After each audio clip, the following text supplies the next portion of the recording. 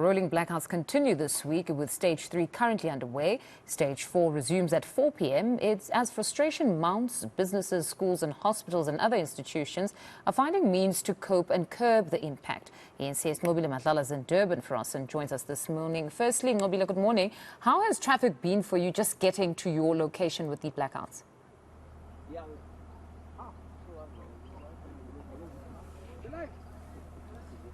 At this point, we do know that Durban is a bit exempt in terms of load shedding. We know that at this point, because it's still Stage 3, they're not as affected, but we have what Stage 3, 4, and even can affect traffic and can affect a lot of households. So at least there's a bit of that relief. But what is still affecting them, of course, is still the aftermath of what happened during why you find us where we are with the deputy mayor at this point. So what you see there is that waterworks. Now we know that it was affected during the time of the floods, and a lot of community in Tonga still didn't have water and still had some issues relating to power as well. And that's why I'm going to speak now to the deputy mayor. Please, sir, if you could just explain to us. I mean, we understand that there's rolling blackouts around South Africa at this point, and whilst Durban may be a bit exempt, but how are you affected as eThekwini? Thank you. Well, what is happening at the moment is that up to Stage 4, eThekwini is not affected.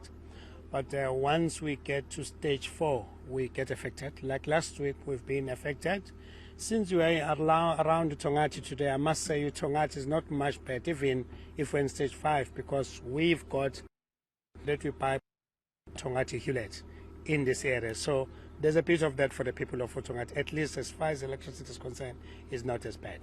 But in terms of the fact that under the floods, there was quite a lot of infrastructure that was affected. We do know that it also had to do with electricity. How are you recouping all of that, one?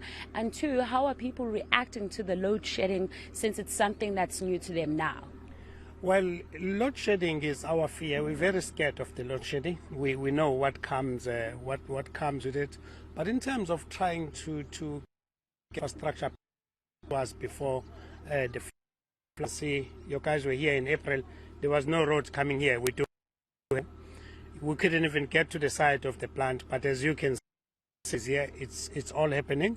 We're expecting to finish this and deliver the water to the people of Tongat. We should be of October. The first week of November, we should then be finished commissioning, checking any pipe burst and so on.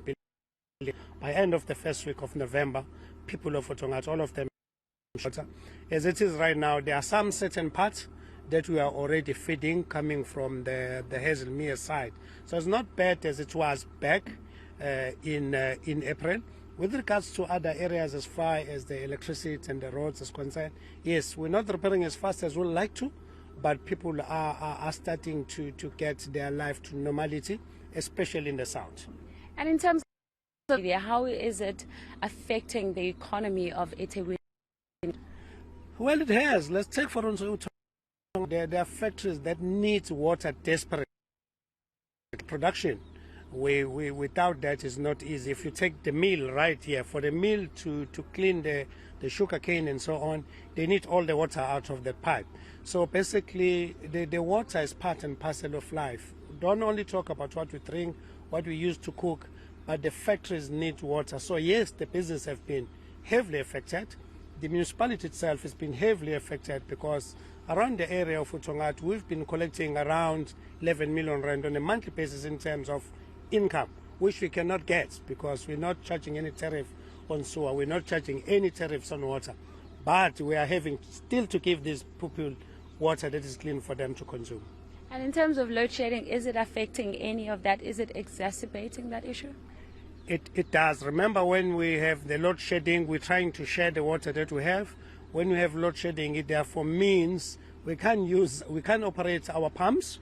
This past weekend, we were faced with that situation in the highway area where we couldn't operate any of our pumps. So yes, it makes the matters worse. Thank you very much for speaking to us. We'll let you carry on with that.